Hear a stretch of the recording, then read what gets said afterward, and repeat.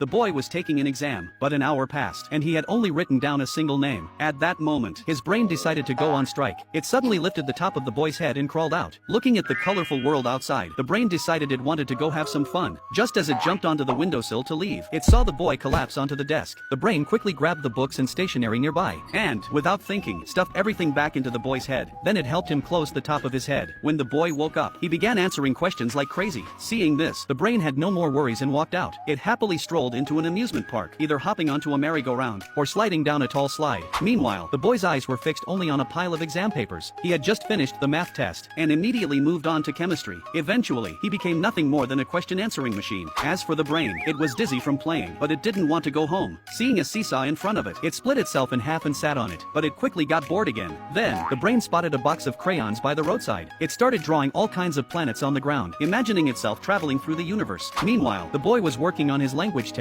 When he reached the last essay question, he completely broke down. The question asked, "What is the meaning of life?" The book didn't have the answer. He frantically searched his mind for a solution, but then an alarm went off, and smoke started coming out of his head. He collapsed onto the desk, unconscious. The brain saw this, came over to the boy, and emptied everything from his head. When it picked up the exam paper and looked at the questions, the brain was instantly confused. But in the next moment, it realized, the meaning of life is simply to enjoy it in your own way.